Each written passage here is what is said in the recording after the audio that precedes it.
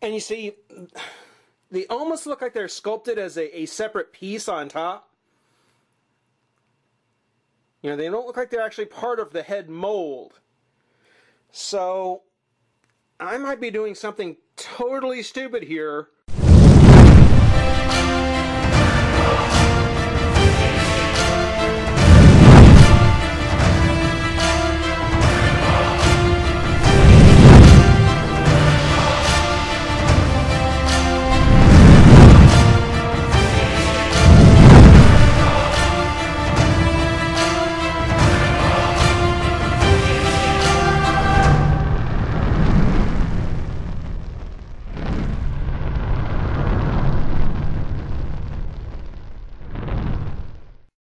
Hey, friends revolutionaries!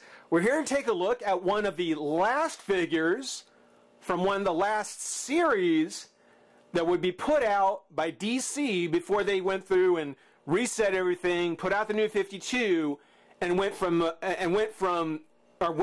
DC Collectibles from DC Direct, which is what we're going to take a look at. One of the last DC Direct series figures.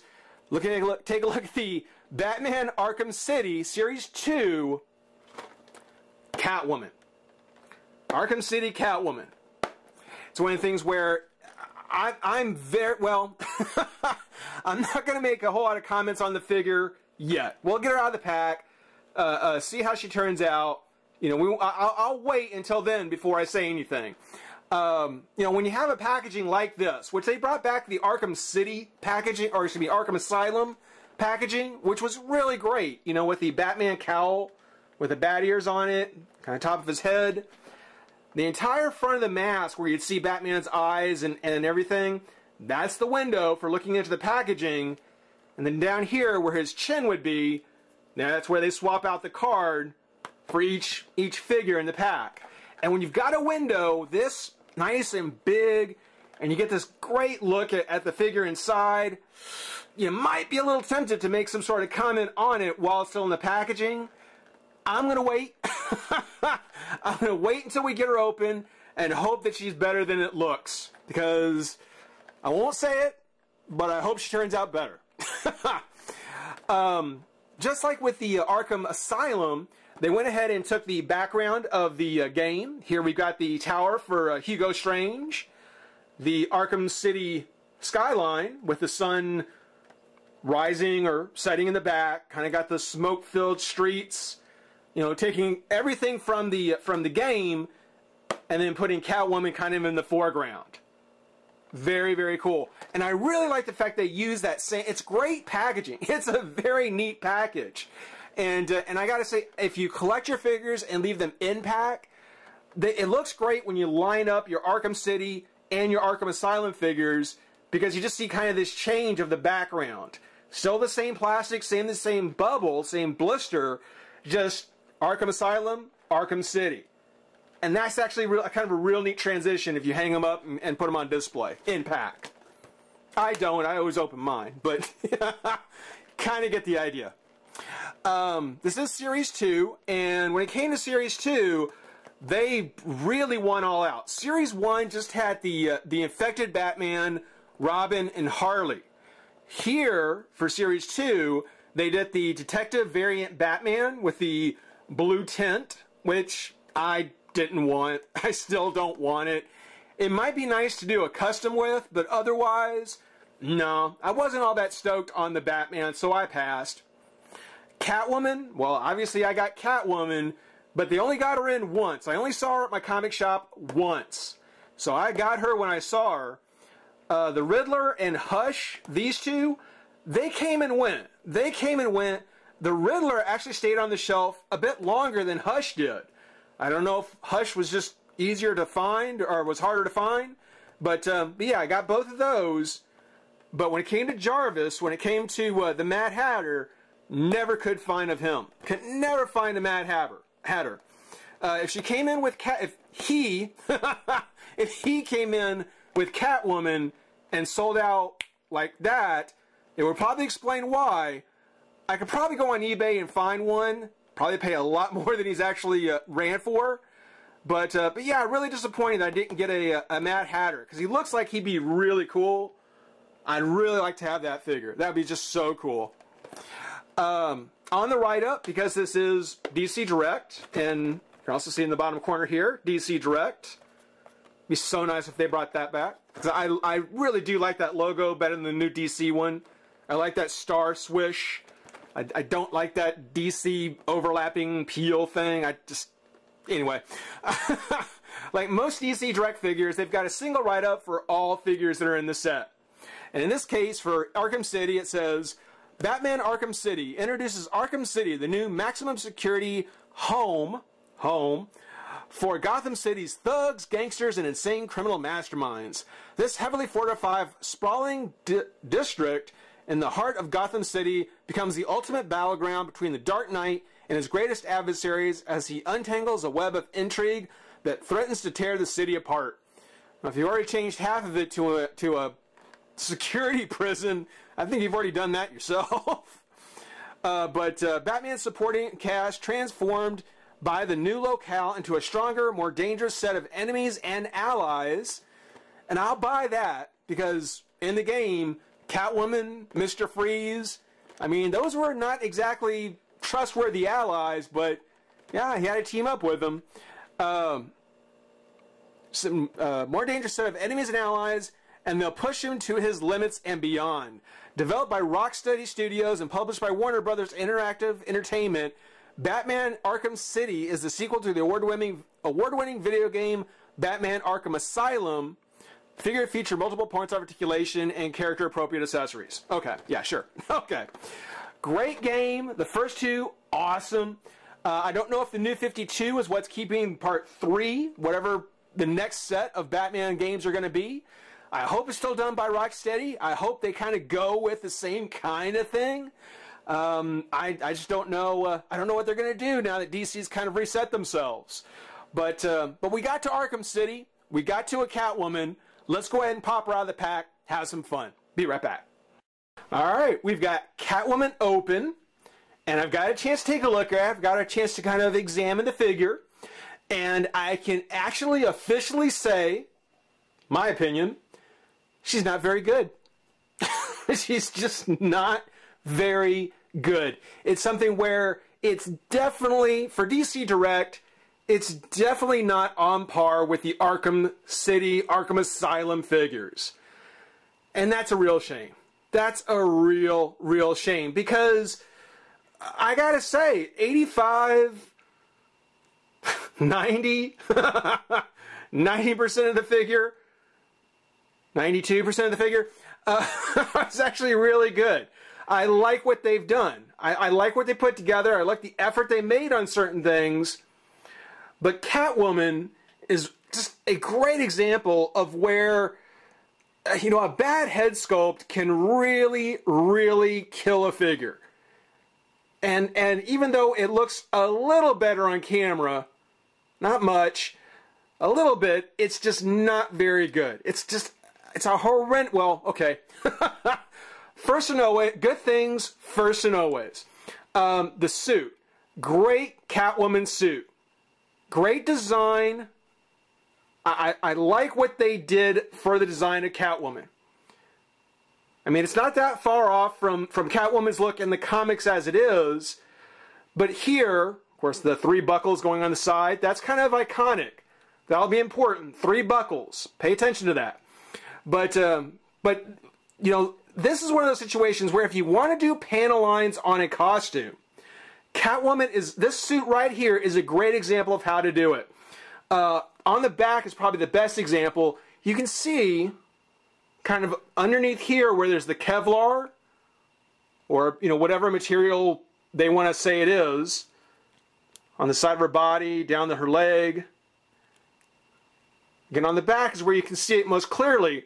And then the panel lines are just to kind of show you where the Kevlar and then the leather or the latex or, you know, whatever it is, vinyl, whatever it is, the vinyl, the leather, the latex, whatever she's into, you can see where the Kevlar meets the other material. And that's where the panel lines are used to kind of show where those connect together. A little bit for places of decoration, like on the shoulder, couple places on the leg. You know, but it's not overdone. And again, it really just goes to show where two different kinds of materials are coming together. They're not just there for the sake of being there like the New 52. So Catwoman is a great example. Her suit here is a great example of how panel lines can be done, you know, how they can be put onto a figure's design and really actually mean something and not just be there for the sake of being there. That I'm really disappointed in the New 52, and I don't want to get on that soapbox again. Just that, you know, a lot of things on it are done just for the sake of doing it. And here you can actually see there's some practical reason for it, for the panel lines. Back of her head, same kind of thing. And I guess the head is a great place to get back to now because there's something that missed on the head. I don't know if it's because it is so close to the neck, if she's got such a short neck, if that's what it is. That's part of it. That's definitely part of it. She's got a very thick neck, and the head is very low on the neck. It needs to be a little bit higher. Higher than the collar, at least. But on the head, the face, the ears look great. I love the strap that comes along the back of her head for her goggles, which at first I thought might have been separate pieces. I thought they might be separate pieces that maybe you could pop off and then maybe glue over her eyes. You could probably cut them off, but I mean, they're one piece. You could probably cut them off and do it with a little custom work. I don't think it would be too tough. But the goggles look great. Got the red paint on there. I think they look. I think they could only help because when you look at the face, there's something about the shape of the face, again, that just misses. I don't know if it's her mouth or if her mouth is maybe a little too big. I don't know if it's the shape of the face in general. But there's something to the face on Catwoman here, and it's probably a combination of different things. Having your head so low, the mouth, I don't know. But there's a combination of things going on that just really take away from this figure. And it is disappointing. Actually, from the profile, it's not so bad. The profile isn't too bad. I really do think that they might have just sculpted that mouth a little too big. It was a little bit smaller, maybe change the general shape of the face a little bit, kind of, I don't know, make it a little more pointed. Maybe that's what it was, I don't know. But that face, again, it's exactly what I thought when I saw it in the packaging. She does have her choker with a little kitty lock on it. Quite a bit of distractions. Quite a bit of distractions. Both, coming and going. The costume, again, very classic kind of a Catwoman costume. Modern Catwoman. She's got her whip. And one thing I mentioned as far as some of the effort they made is that she does come in a completely black suit. So, you know, this would be a completely black bodysuit. Well, maybe not bodysuit, but, you know, jumpsuit. But rather than they just leave it in a black, they went through and dry brushed a gray over it. So you can actually make out more where the lines on the suit are. You know, there's a few places where I actually hit on the legs. It's way overdone on the whip. I think the whip is also a bit disappointing. It's just this chunk of plastic. It's this very chunky piece of plastic. I would have been much happier if they just would have left it off and made the whip the accessory, as opposed to what we actually did get, which I'll talk about here in a minute. But the laces on the boot, you know, the various layers and materials on it, you know, that the gray dry brushing over that really makes stuff stand out. I appreciate them making that effort, but for all of that, you know, that head is really just a disappointment. I'm not sure. I'm not sure if maybe there was a different Catwoman head that might be available that could be used. Maybe swap that out. But that is really disappointing. For articulation, the head does turn left and right. It goes up. Well, it doesn't really go up at all. It does go down a little bit. Arms come up, out by about that far. No twist in the bicep. There is a hinge at the elbow. and then a twist at the glove, which is actually kind of cool that they put it right there at the glove. I do love when they hide articulation. That's always really nice. No articulation in the waist whatsoever. Kind of disappointing. Leg comes out, bend at the knee, and again, twist at the boot, right at the line, right at the boot line. I do like how the knee kind of comes out a little bit here too. When she's standing straight, it doesn't completely hide it, but you can see what they were going for. And again, I appreciate that. I do appreciate it.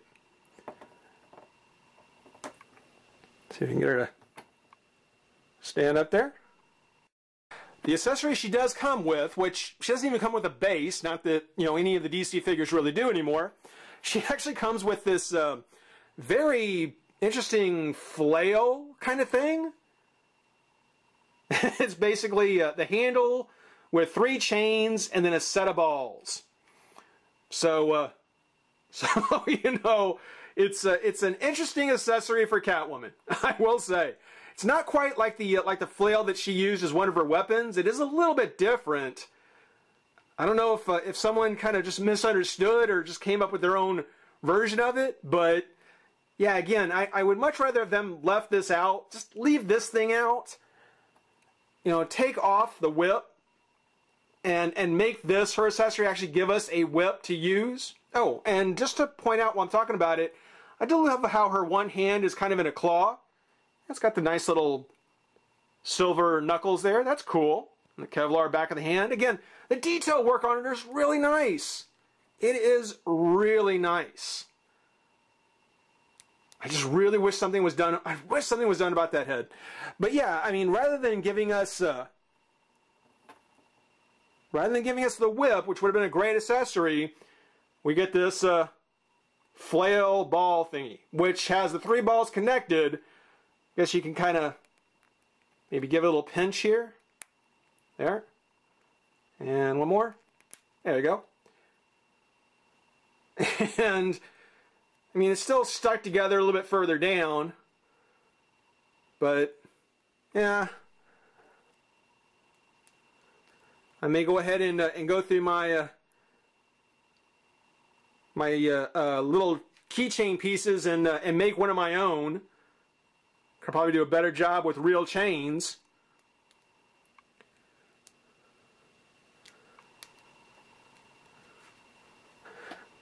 But yeah, I mean, it's one of the things where, as far as a Catwoman goes, it's certainly Catwoman. There's no argument there. But for the Arkham line, for the Batman video game line, she's really disappointing. It's something where I was really hoping that when we did get Catwoman, she was going to be just really nice.